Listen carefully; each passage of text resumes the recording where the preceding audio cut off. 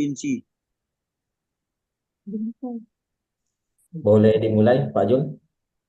Oke.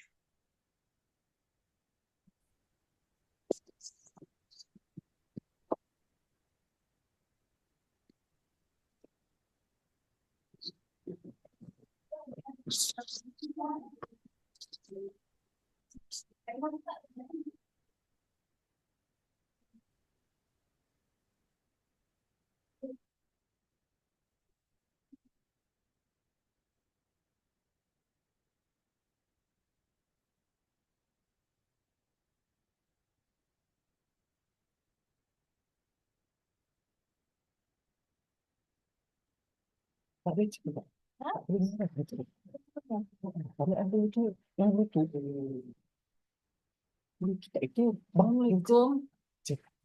Ya, Dek. Ya, Dek. Kenapa tuh? Hmm?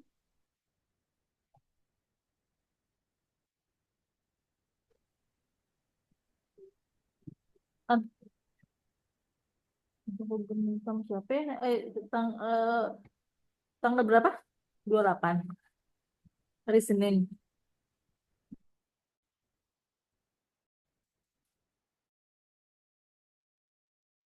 Ditawarin apa ditugasin?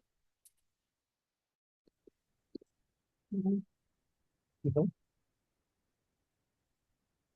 Berarti disuruh gitu. Kalau dia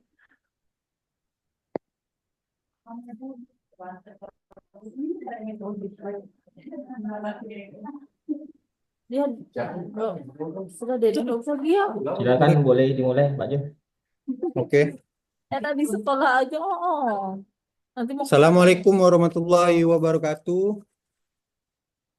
Waalaikumsalam warahmatullahi wabarakatuh. Warahmatullahi Selamat wabarakatuh. siang, Bapak-bapak, Ibu-ibu, dan rekan-rekan saya hormati. Terima kasih telah bergabung dalam webinar kita hari ini dengan tema penerapan tugas tata usaha sekolah.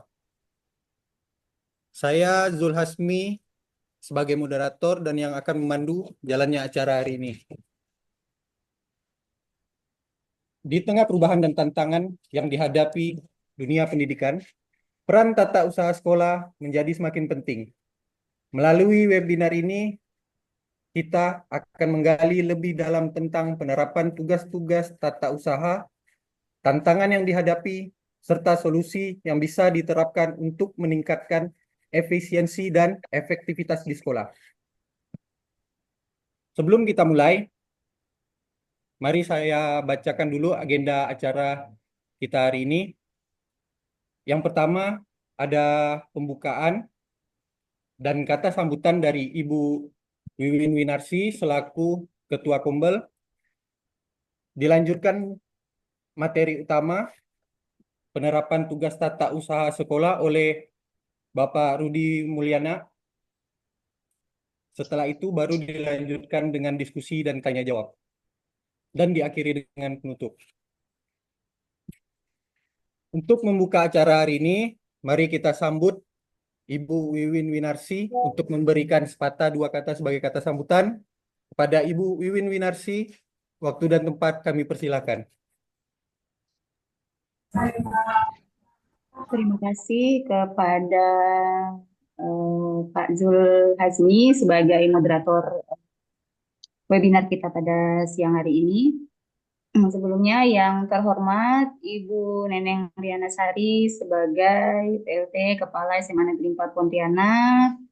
Yang saya hormati Pak Rudi sebagai narasumber kita hari ini, rekan-rekan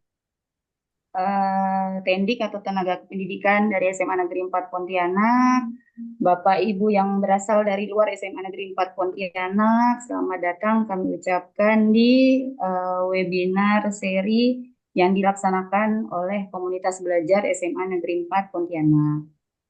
Nah, Assalamualaikum warahmatullahi wabarakatuh. Waalaikumsalam Warahmatullahi wabarakatuh. Selamat siang dan salam sejahtera untuk kita semua. Webinar kali ini adalah webinar yang ke kalau nggak salah yang sudah dilaksanakan oleh SMA Negeri 4 Pontianak. Nah, webinar kali ini dilaksanakan oleh komunitas belajar dari tenaga kependidikan. Jadi untuk di SMA Negeri 4 Pontianak, komunitas belajarnya itu bukan hanya dari pendidik atau dari guru ya Bapak Ibu, tapi tenaga kependidikan juga memiliki komunitas belajar yang gunanya untuk menjadi tempat untuk berkolaborasi, tempat untuk berdiskusi, membahas segala permasalahan dan mencari solusi dari permasalahan yang ada. Nah, untuk webinar kali ini berjudul penerapan tugas tata usaha dalam memberikan pelayanan di sekolah. Nah, semoga dengan webinar kali ini dapat menambah wawasan kita terkait kinerja atau pekerjaan yang dilakukan oleh tenaga kependidikan, baik di SMA Negeri 4 Pontianak maupun di sekolah lain di luar SMA Negeri 4 Pontianak. Untuk memanfaatkan waktu, webinar kali ini saya nyatakan dibuka dan saya serahkan kepada moderator dan tim penyaji. Terima kasih. Wassalamualaikum warahmatullahi wabarakatuh. Waalaikumsalam warahmatullahi wabarakatuh. Silakan Pak Jul. Terima kasih Bu Wiwin Winarsi atas sambutannya. Selanjutnya kita akan memasuki sesi materi utama. Saya ingin mengundang Bapak Rudi Mulyana untuk memaparkan tentang penerapan tugas tata usaha sekolah. Kepada Bapak Rudi Mulyana, kami silakan. Oke. Assalamualaikum warahmatullahi wabarakatuh dan Waalaikumsalam warahmatullahi wabarakatuh. selamat siang kepada Bapak Ibu yang telah berpartisipasi di acara serial webinar SMA Negeri 4 Pontianak ini. Tidak lupa saya ucapkan terima kasih kepada Bu Wiwin Winarsi SPD yang telah memberikan saya kesempatan, begitu juga dengan Pak Muhammad Ridho SPD.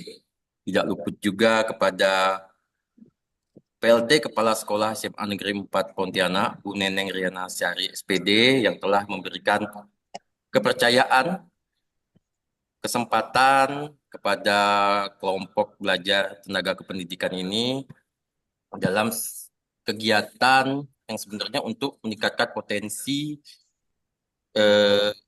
dari tenaga kependidikan sendiri, karena sangat jarang peningkatan kompetensi yang sering diikuti oleh tata usaha atau tenaga kependidikan. Baik.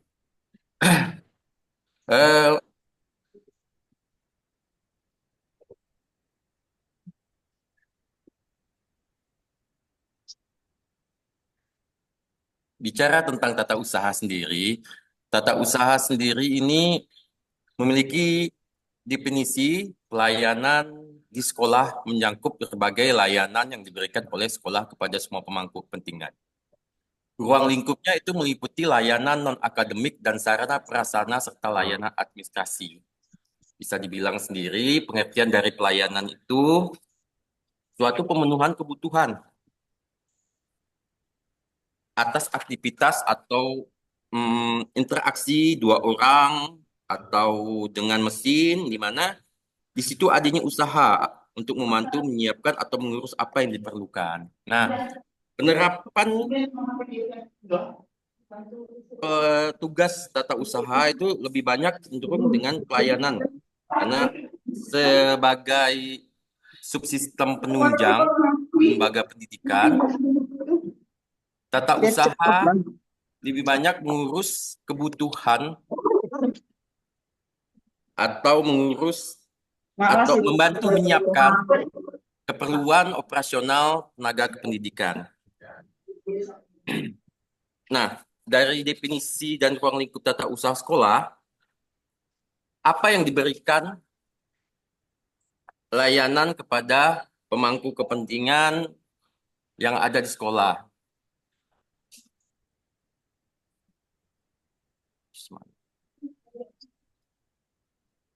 Nah, bentuk layanan yang diberikan oleh tata usaha sekolah di dalam lingkungan tata usaha sekolah itu mau 3 layanan. Pertama, layanan lisan, layanan dengan tulisan, dan juga layanan dengan perbuatan. Di mana layanan dengan lisan ini memberikan penjelasan atau keterangan info masih kepada siapapun yang memerlukan. Kalau layanan tulisan itu terpaut dengan korespondensi atau kegiatan urusan surat menyurat di sekolah untuk keperluan atau kepentingan dari pemangku kebijakan itu sendiri. Nah, layanan dengan perbuatan ini lebih tepatnya suatu tindakan nyata di mana untuk menunjukkan kepedulian dan kontribusi langsung. Karena tata usaha ini kan dia bersentuhan langsung terhadap pemangku kepentingan selama ada di lingkungan lembaga pendidikan tersebut.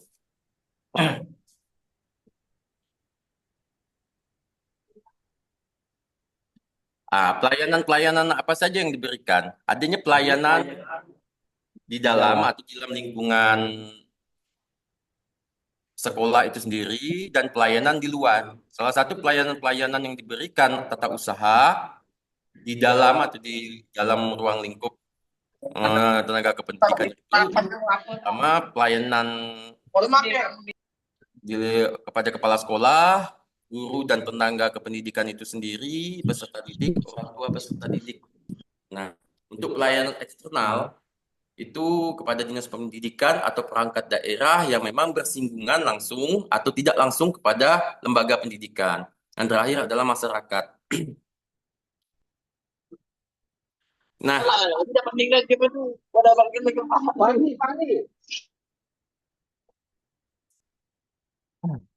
adanya unsur di dalam pembagian tugas atau pelayanan yang dilakukan dari 3 bentuk pelayanan tersebut, ini kan tidak sepenuhnya ditumpu pada satu orang saja untuk melayani baik itu kegiatan non-akademik, kegiatan administrasi maupun kegiatan yang sifatnya sarana dan prasarana. Maka itulah diperlukan suatu unsur. Unsur di sini adalah suatu sub-sub di mana tidak keluar dari unsur utama dengan tujuan yang ingin diraih atau digapai dari suatu lembaga organisasi tersebut. Nah, apa saja unsur-unsur tata usaha sekolah di sini? Unsur-unsur dalam pelayanan operasional sehari-hari itu dalam layanan administrasi ataupun layanan kinerja teknis itu ada pertama adalah administrasi keuangan. Adanya administrasi kepegawaian, administrasi pesuratan dan pengarsipan, administrasi sarana dan prasarana, administrasi kesiswaan, administrasi perpustakaan, dan administrasi laboratorium. Untuk administrasi perpustakaan sebenarnya mereka punya dasar hukum sendiri, di mana itu diatur dalam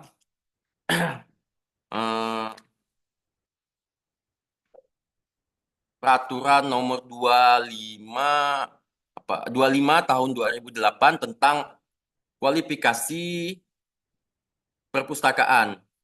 Jadi perpustakaan ini punya seperti fungsional lah di lembaga pendidikan.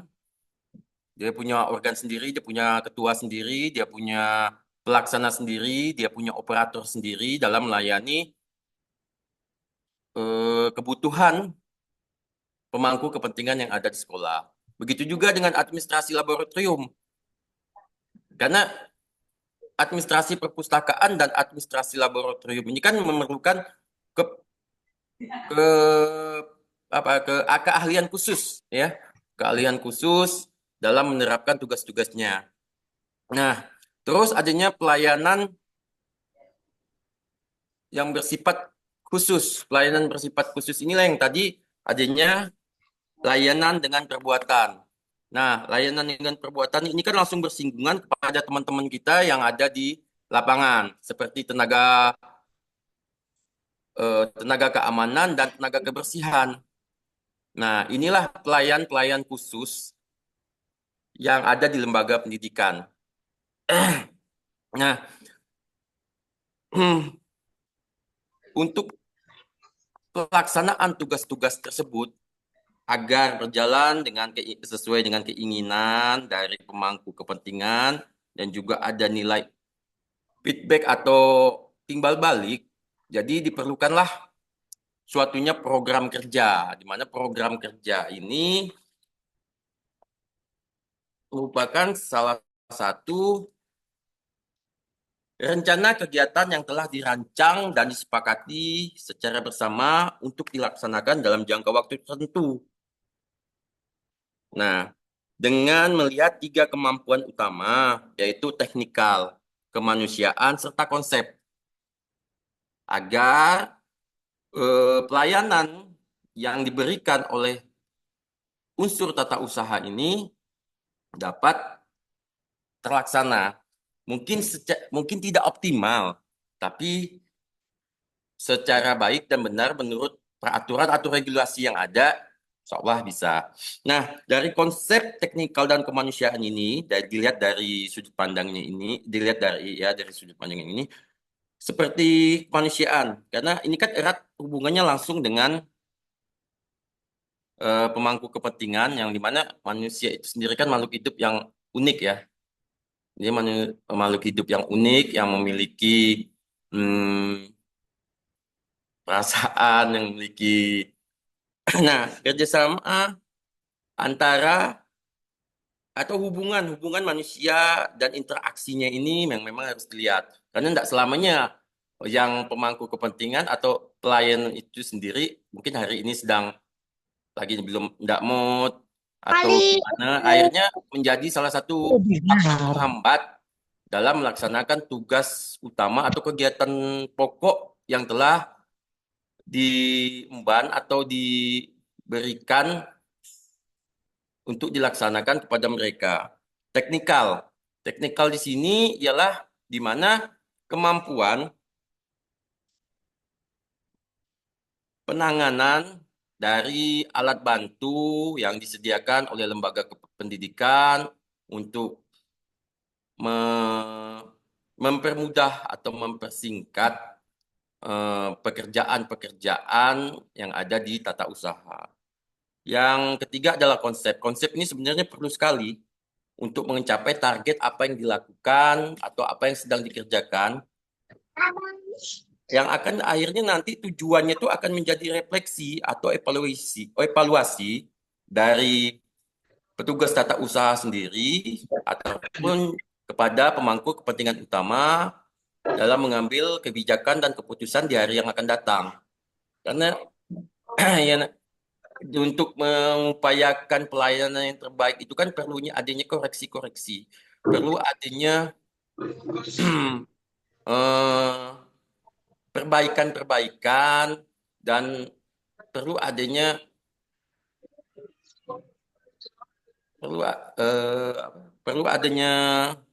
dukungan lah dari semua pihak yang ada di lembaga pendidikan tersebut.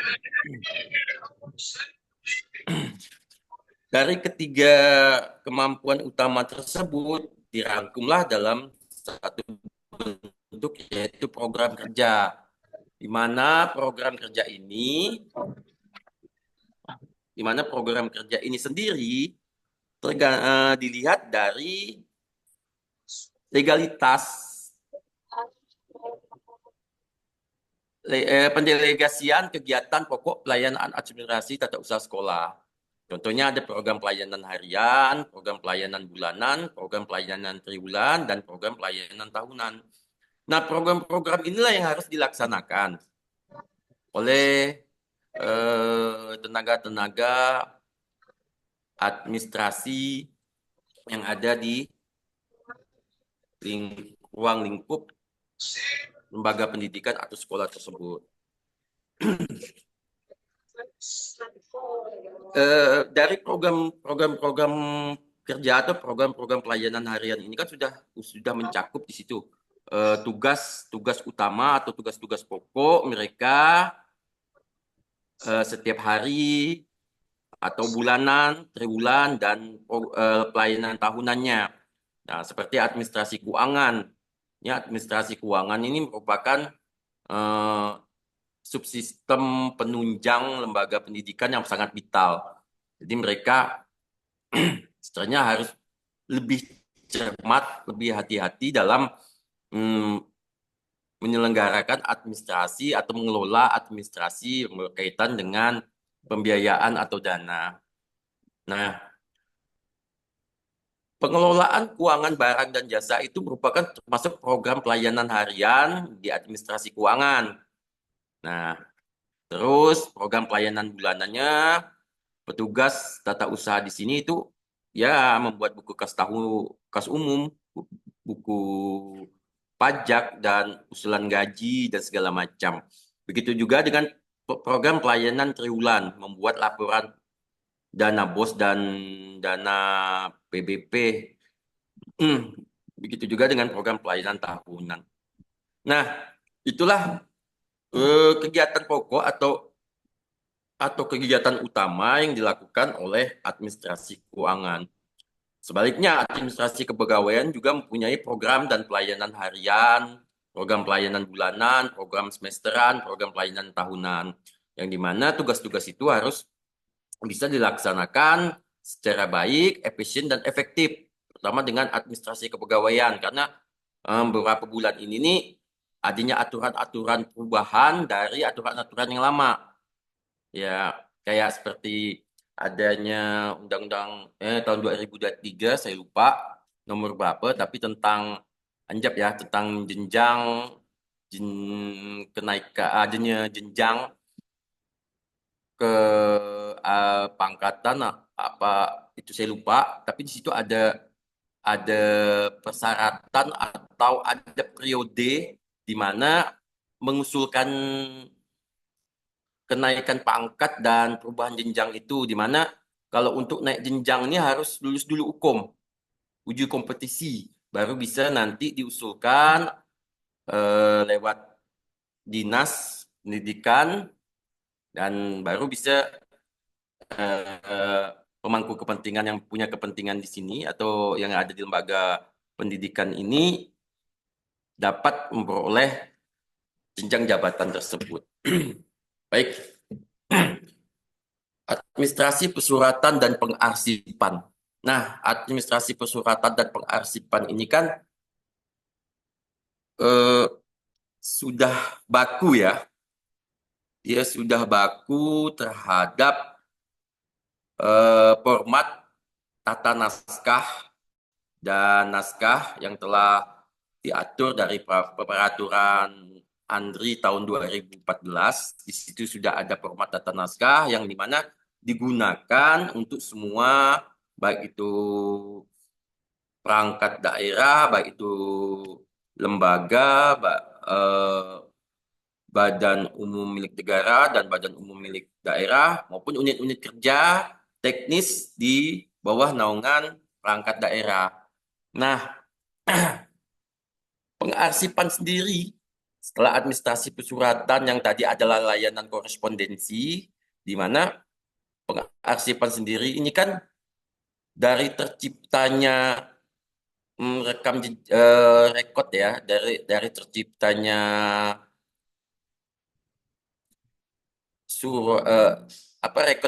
rekod rekaman peristiwa tersebut, dia punya siklus hidup. Jadi surat yang kita katakan surat atau bahasa arsipnya itu rekod ya, bahasa arsipnya rekod. Nah, itu dia punya siklus hidup, di mana ia tercipta, di mana ia digunakan, di mana ia nanti aktif atau aktif aktif tapi tidak apa ya Edaran ya, Pi?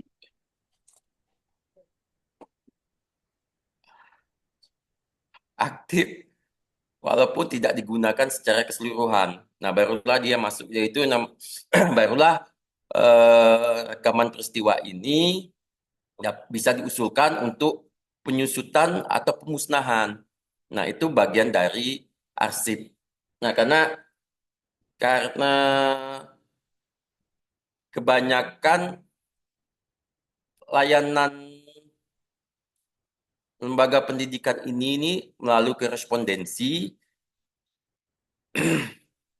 Makanya jadi untuk keahlian serta kepiawaian petugas yang ada di administrasi pesuratan ini diperlukan. Dari administrasi pesuratan, kita ada administrasi sarana dan prasarana. Ini juga salah satu subunit yang paling vital, dalam pelaksanaan kegiatan KBM di lembaga pendidikan, karena sarana dan prasarana ini sangat dibutuhkan dalam menunjang kegiatan sarana dan prasarana. Hanya itulah tugas dari administrasi sarana dan prasarana ini sendiri bukan hanya sebagai melakukan pelayanan secara tulisan ataupun pelayanan secara lisan, tapi juga harus mampu atau harus setidaknya mengetahui lah dan bisa memberikan solusi terhadap sarana dan prasarana yang ada di sekolah. Ya kan nggak mungkin kalau papan tulis saat itu roboh harus manggil tukang profesional kan, atau yang memang punya keahlian, setidaknya bisa ditangani terlebih dahulu. Nah, Itu dibuka dulu. Itu bener tuh, itu kan ya, Dek. Itu takutnya bermasalah.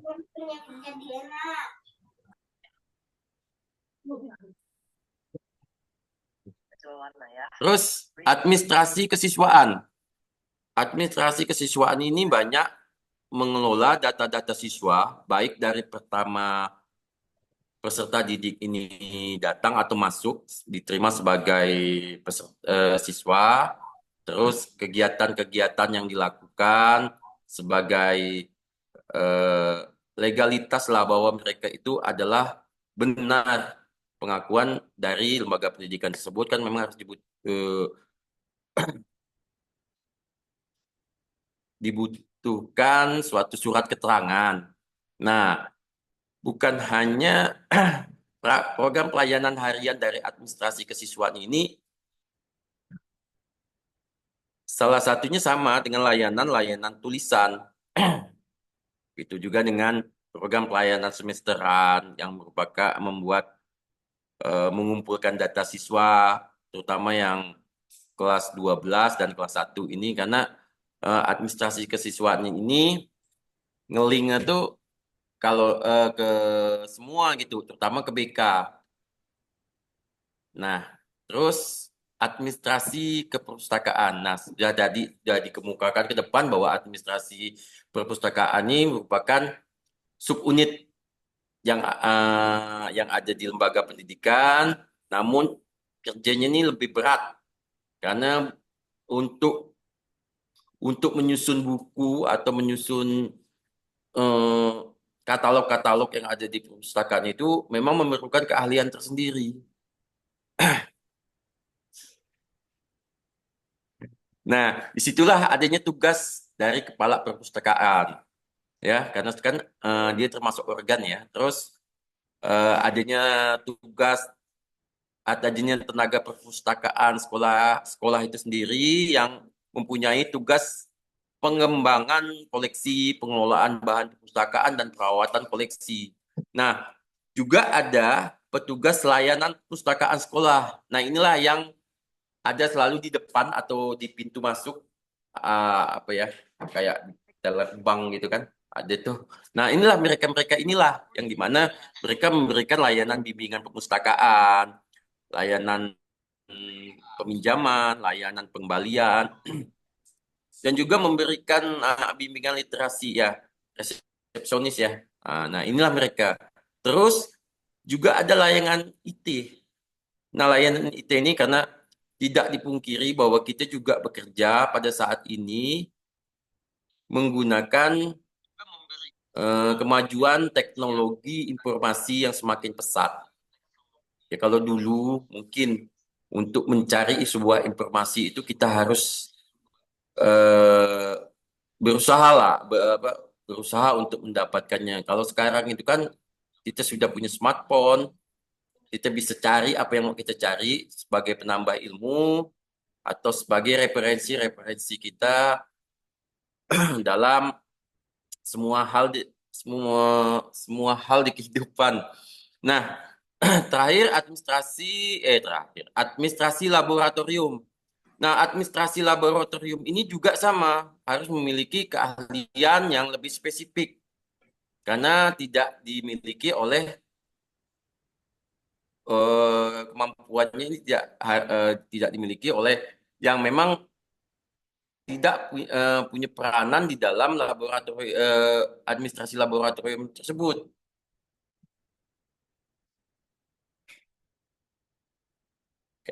Karena yang namanya peralatan laboratorium itu kan ada pengenalan khas ya, ada sendiri-sendiri yang dikenalkan.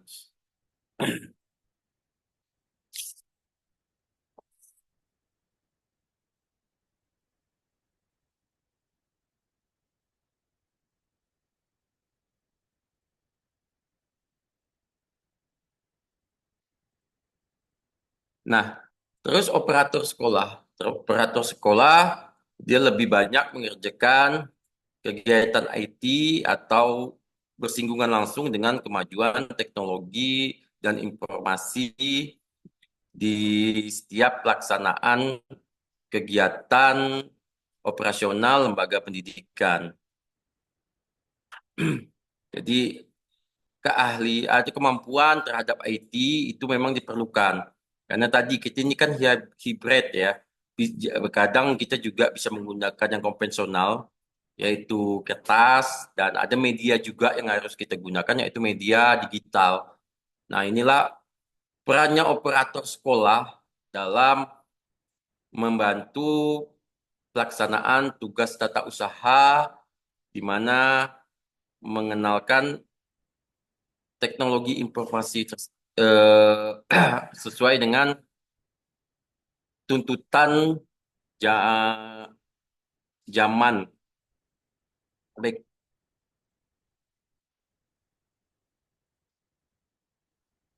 Oke. Petugas usaha kesehatan sekolah. Petugas usaha kesehatan sekolah di sini juga suatu bentuk pelayanan yang diberikan kepada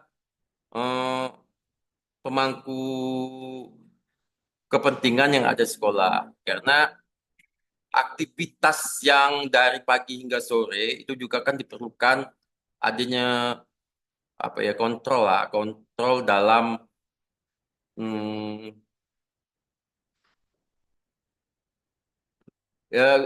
istilahnya pertolongan pertama dulu pada kesehatan atau pada kecelakaan itu memang dilakukan oleh petugas usaha kesehatan sebelum nantinya diajukan atau dirujuk ke lembaga yang memang menangani secara khusus tentang kesehatan. Ya kalau di lembaga pendidikan itu kan biasanya tidak jauh dari pusat kesehatan masyarakat. Nah, di situ. Nah, setelah itu baru petugas kebersihan.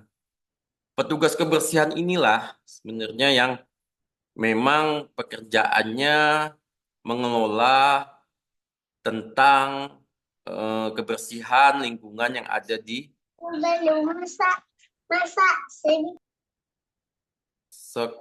sekolah ya. Dan memang melihat ini petugas kebersihan ini memiliki peran yang sangat penting, sama seperti pelayanan yang diberikan oleh pelayanan administrasi sarana dan prasarana. Ya, karena pertama kali kan kalau kita ada tamu yang datang ini kan pertama kali yang dilihat ini kan, makasih Ton.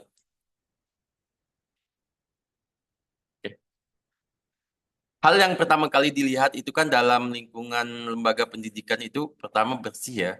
Saat orang bersih, berarti dia punya ekspektasi gitu loh. Punya bayangan bahwa seperti apa sih sebenarnya gambarannya terhadap nanti atau perlakuan yang didapatkan oleh mereka saat pertama kali mereka berada di kawasan tersebut atau di dalam ruang lingkup lembaga pendidikan tersebut. Nah, petugas kebersihan inilah sebagai tombak atau sebagai jantungnya sekolah dalam mengelola dan mengurus kebersihan sekolah.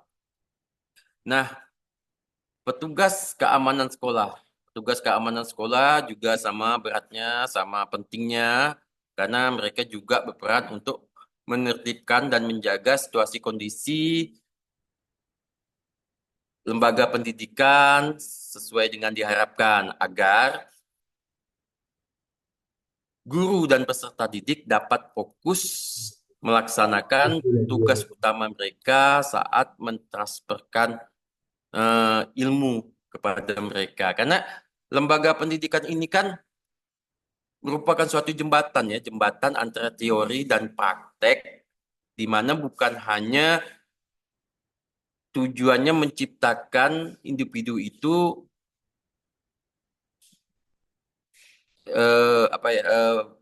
berpengetahuan secara akademis, tapi juga membentuk individu itu untuk bisa berkontribusi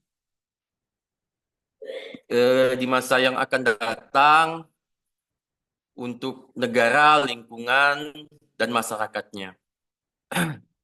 Nah, itulah kenapa tata usaha ini diperlukan atau sebagai indikator penunjang, karena untuk menuju untuk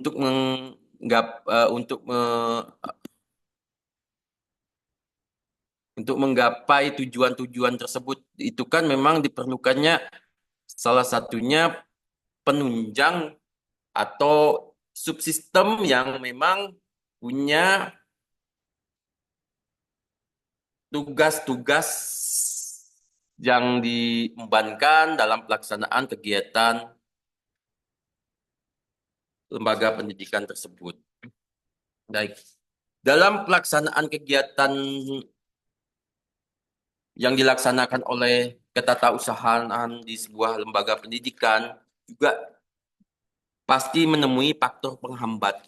Nah, faktor-faktor penghambat inilah yang juga harus bisa disiasati oleh petugas-petugas tata usaha agar kekurangan-kekurangan atau hal-hal yang dapat menghambat tujuan dari lembaga pendidikan itu teratasi. Faktor penghambat itu salah satunya ialah komunikasi. Komunikasi yang tidak efektif terhadap individu-individu, di mana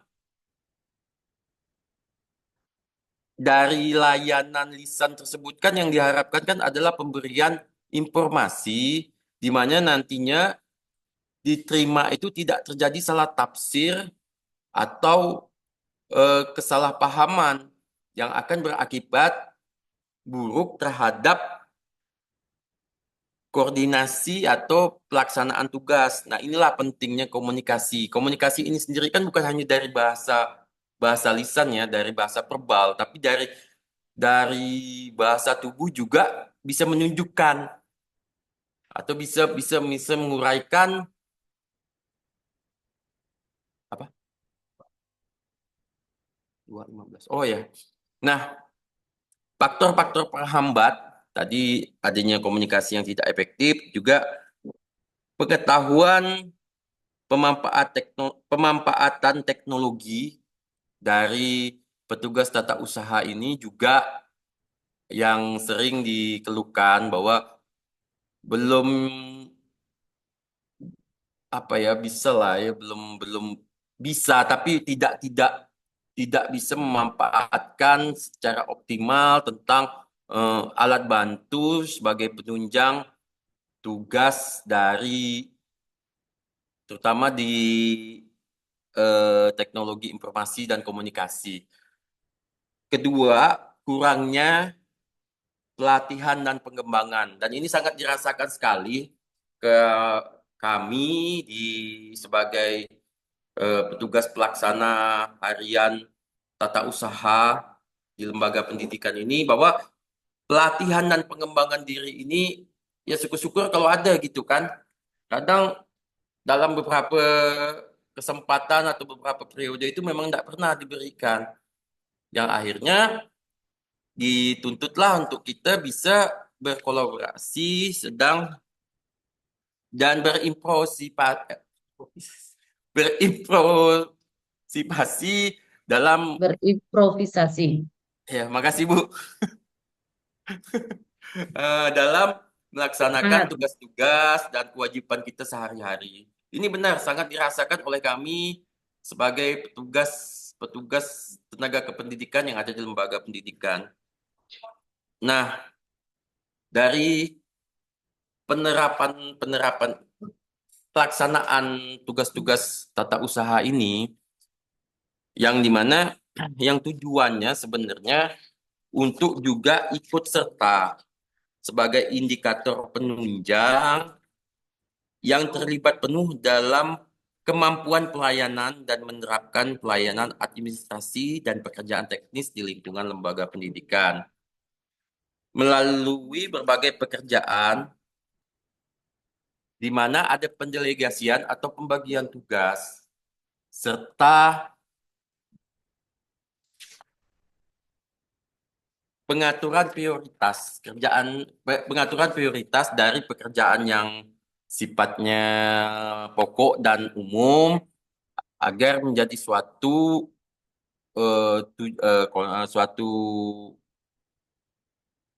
perencanaan lah, rencana dasar dalam melaksanakan tugas-tugas tersebut. Nah, inilah yang bisa saya sampaikan dari pemaparan tentang penerapan tugas tata usaha sekolah. Saya juga menyadari bahwa mungkin pemaparan materi saya ini banyak sekali kekurangan yang saya berikan. Jadi harapan saya adanya saran serta kritikan yang membangun kepada kami, tenaga kependidikan, untuk bisa lebih lagi ke depannya meningkatkan pelayanan atau keinginan-keinginan serta memenuhi kebutuhan pemangku kepentingan yang ada di sekolah. Sekian saja yang saya sampaikan. Saya kembalikan kepada Pak Moderator, Pak Julasmi. Baik, terima kasih kepada Bapak Rudi Mulyana atas pemaparannya yang sangat informatif. Ini kita akan masuk ke sesi tanya jawab dan diskusi. Bagi Bapak Ibu yang mau mengajukan pertanyaan atau memberikan kritik serta sarannya, kami persilakan.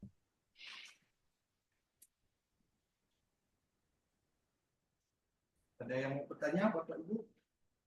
Yang mau bertanya, Bapak Ibu?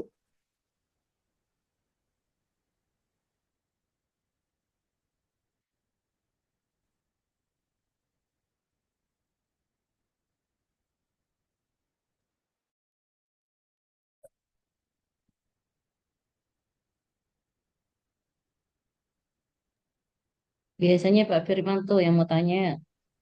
Assalamualaikum. Pak Firman biasanya mau tanya tuh. Oh, ada Pak Alex. Oh, Ya, Pak Alex. Pak Alex, silakan Pak Alex. Ya, terima kasih. Assalamualaikum warahmatullahi wabarakatuh. Waalaikumsalam warahmatullahi wabarakatuh. Saya bukan ingin bertanya ya, tapi hanya Waalaikumsalam warahmatullahi wabarakatuh. melihat keadaan memang kadang-kadang di tata usaha dengan Sapras ini kadang-kadang ini bingung kita yang mana yang Sapras, yang mana TU. Biasa seperti gini, kalau kita kadang-kadang kalau bukan ya, kalau di SMA 4 ya, alhamdulillah udah aman. Di sekolah lain lah yang saya pernah ajar. Kita mau minjam Infokus, saya mau belajar hari ini menggunakan Infokus. Biasa itu disuruh ke TU. Coba ambil di TU. Padahal itu sebenarnya urusan Sapras, bukan lagi urusan TU yang mengurus Infokus. Kecuali kalau saya bilang, saya ingin mesin rumput. Mungkin saya bisa ke TU untuk cari mesin rumput, bukan Sapras. Seperti itu. Kadang-kadang ini harus diharapkan nanti mungkin suatu saat lah ada peraturan yang pembagian antara TU dengan Sapras itu jelas. Sehingga kita ketika memberikan sesuatu tidak lagi menanya TU, tidak lagi menanya Sapras. Oh perlu ini kita langsung, oh unit ini kita langsung pergi ke sana. Perlu ini unit sini kita perlu pergi ke sana. Akhirnya kita tidak lagi bingung untuk mencari hal-hal yang memang kita perlukan dalam proses pembelajaran maupun proses-proses yang lain. Itu aja saran kami. Terima kasih sebagai masukan. Assalamualaikum warahmatullahi wabarakatuh. Terima kasih Pak Alek atas masukannya. Selanjutnya ada Bapak Ibu yang lain? Ada yang mau bertanya atau memberikan saran, kritik juga boleh.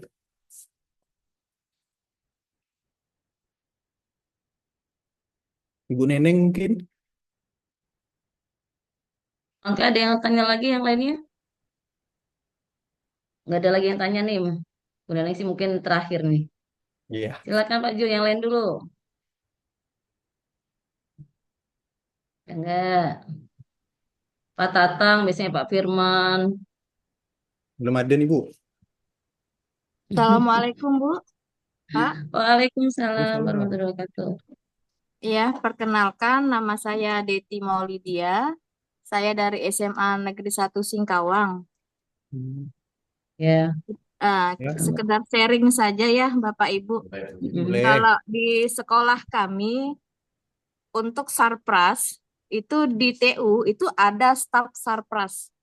Jadi memang ada staf khusus yang mengurus sarana dan prasarana. Kalau di sekolah kami untuk peminjaman, contohnya tadi yang Bapak sebutkan itu, misalnya Infokus itu memang di TU Pak.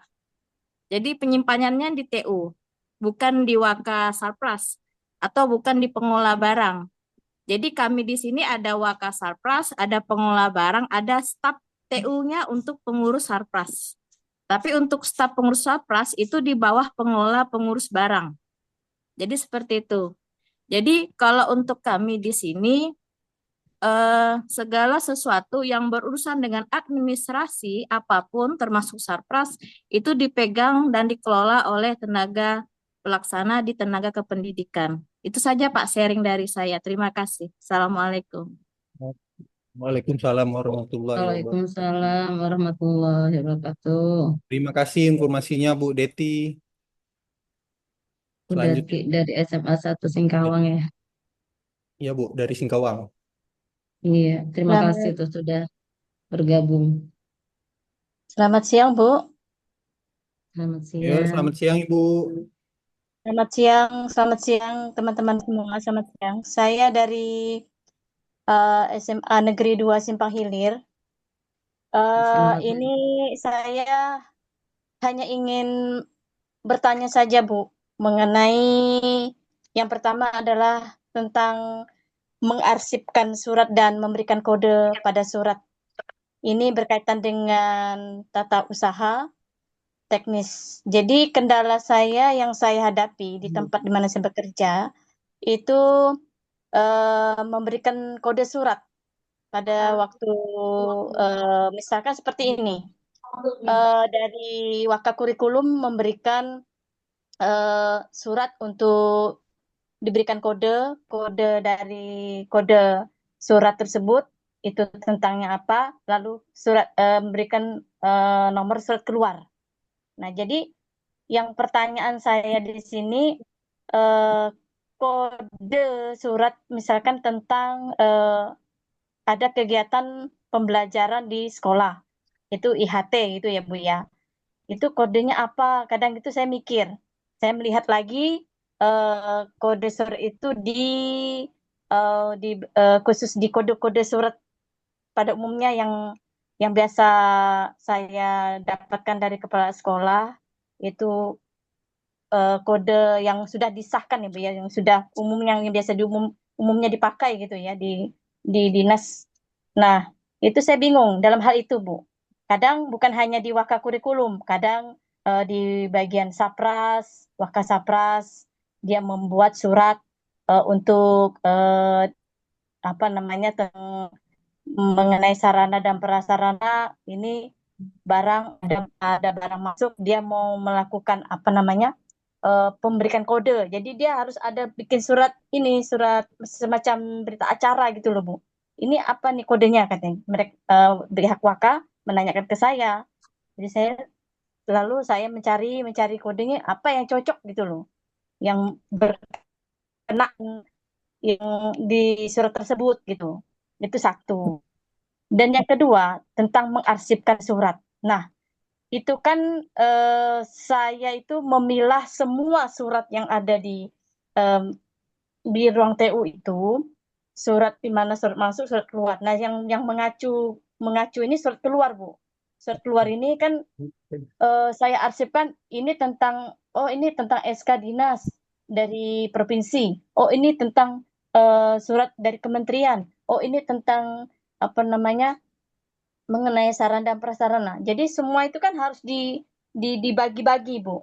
Nah, yang saya bingungkan ini pertanyaan saya, dengan mengarsipkan surat itu, apakah harus dilihat dari kode suratnya atau apakah harus dilihat dari perihal dari surat tersebut?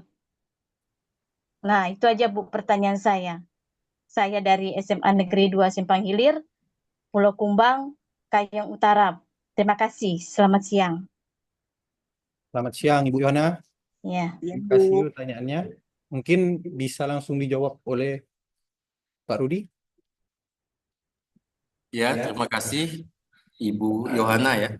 Yohana yang telah memberikan pertanyaan tentang kode surat dan pengarsipan surat. Kalau untuk kode surat sendiri Bu, di kami itu kami sudah memiliki kodifikasi surat Bu yang berdasarkan Kemendagri nomor 83 tahun 2022. Nah, itu yang kami pakai saat ini. Karena di situ jelas sudah diatur di mana adanya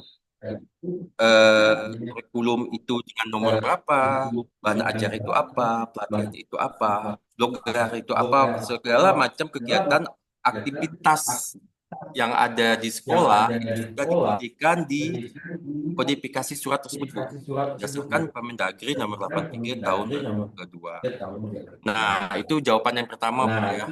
Dan untuk jawaban yang kedua dengan tentang pengarsipan.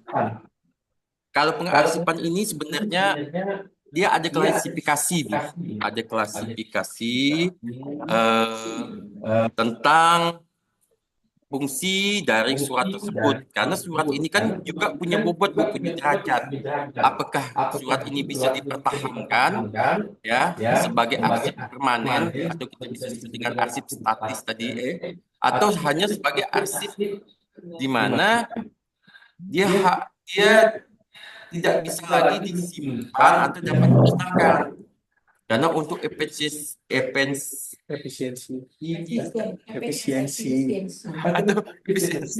dari penggunaan ruang. Nah, ya benar kata Ibu tadi, salah satu pengkodean atau surat itu untuk kami di sini kami lihat tujuannya kemana, perihalnya kemana, itu yang kami kodekan, kami pisahkan lah seperti itu. Nah, dari itu saja sih Bu jawaban yang saya bisa berikan. Dan juga untuk tadi Bu tanya tentang IHT ya Bu. Kalau untuk IHT itu kita pakai kode suratnya itu yang 400 di kolom chat Kak. 38.1 kurikulum. Berapa Pak? Berapa gitu? 400 di kami enggak ada. Karena kami baru masuk. 400 berapa Pak? 400.38.1 itu kurikulum. Kalau yang macam kelompok belajar guru itu gimana Pak? Kelompok belajar kombel guru. Iya, kombel. Oh, ini guru. Masuk kalau kombel guru kan masuk ke dalam kegiatan kurikulum Ibu. Kelompok belajar kan masuk ke dalam. Sama. IHT begitu? Halo Ibu. Kodenya sama dengan kegiatan IHT begitu Pak? Ya disamakan ini. Oke, bisa oke. makan karena masuk ke kurikulum. Ini karena kami tetap berdasarkan dari Kemendagri Bu nomor 83 tahun 2022 karena kegiatan-kegiatan ini kan sudah terbagi Bu.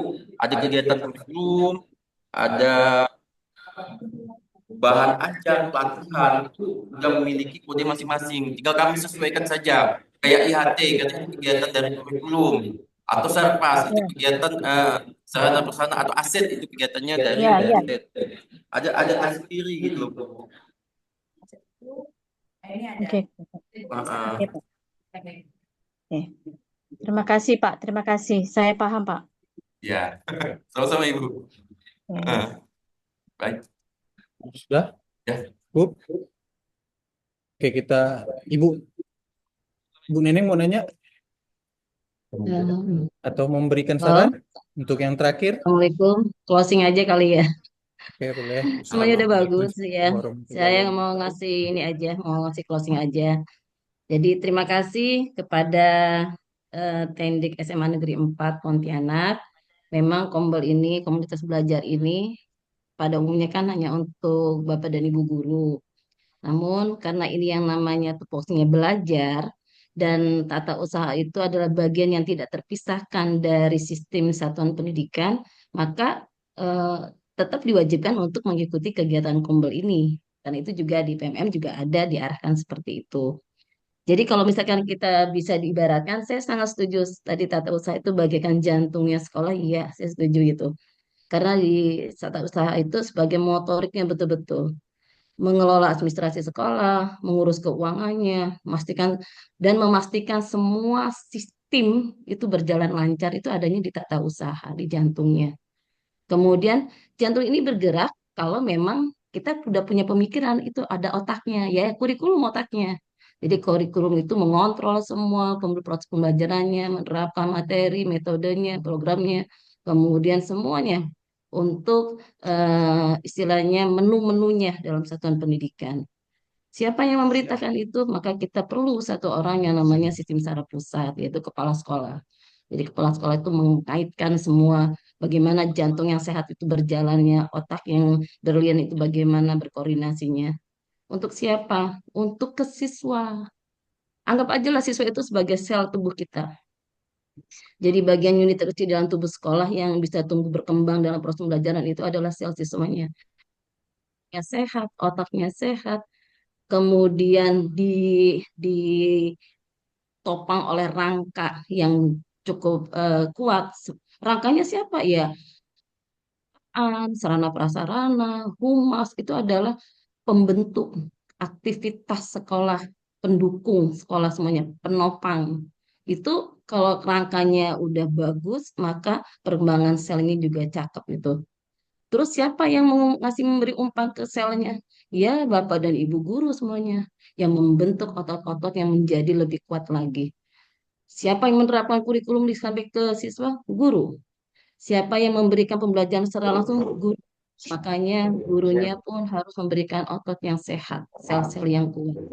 Jadi saya, jika tata usaha itu sebagai jantungnya sekolah, maka sebaiknya tata usaha adalah garda terdepan harus menerapkan disiplin. Jika jantungnya sehat, otaknya cakep, sistem sarafnya berjalan sempurna, rangkanya kokoh, maka akan terbentuk sel-sel yang sangat baik untuk tubuh kita menjadi sehat, otot kita menjadi kuat. Itu saja pesan saya. Semoga kita merupakan sistem yang kuat sehingga kita memberikan yang terbaik untuk negara ini. Assalamualaikum warahmatullahi wabarakatuh. Waalaikumsalam warahmatullahi Salam. wabarakatuh. Terima kasih, Bu. Terima kasih Bu Neneng atas Terima kasih, closing terima statement-nya. kasih juga ya Pak Jul untuk semua yang berada di luar SMA Negeri 4. Saya apresiasi sekali kepada Bapak Ibu yang sudah bergabung. Ini Ya, adalah Bu. suatu Terima momen kasih, yang Bu. paling baik. Ya, kita tetap tingkatkan silaturahmi kita melalui kegiatan Kombel ini. Sangat berterima kasih. Iya, ya, Bu. Oke, Bu, terima kasih. Karena waktu kita sudah hampir habis, pada Bapak Rudi Mulyana selaku pembicara, terus atas pemahamannya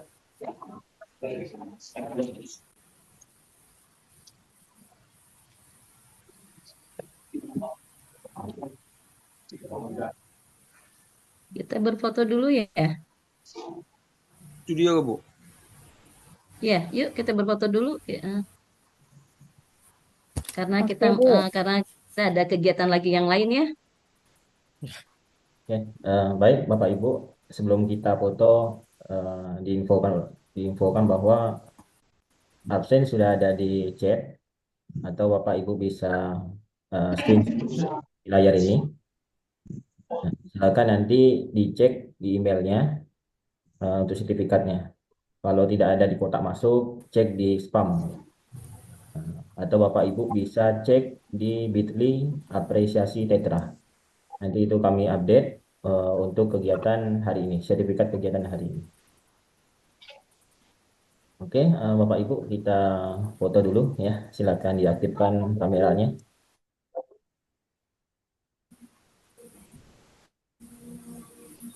Oke, layar pertama ada 3. Oke. Boleh tersenyum Bapak Ibu. Oke, 1, 2, 3. Bentar ya. Bentar. Oke, masih di slide 1. 1, 2, 3. Oke. Bentar, mau dikirim dulu.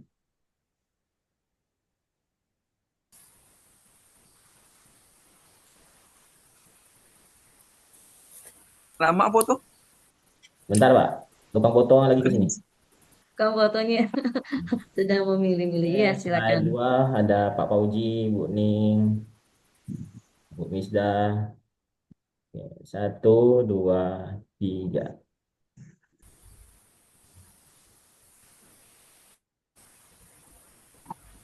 Bentar, lagi loading. Oke. Sudah Bapak Ibu? Udah kan? Bisa ke Pak Rido? Berhasil enggak fotonya?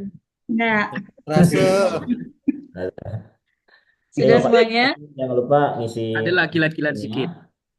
Iya. Kirim Oh, Tono mau ikut Pak Rido, Tono. ya. Iya, Pak Tono itu. Nah, di Anak belum Oke, dong. foto semuanya. semuanya. Ya, keren. Cetak enggak? Boleh Pak, nanti dipajang di kamarnya. Oke, sudah Bapak. Cakep. Izin keluar. Oke, Terima baik. kasih, Teknik keren deh hari ini benar ya. Terima kasih. Keluar Sudah Bapak semuanya Ibu. ya. Ya. Boleh saya meninggalkan? Terima kasih semuanya. Sama, Mimin, Bu. terima kasih semuanya. Ini udah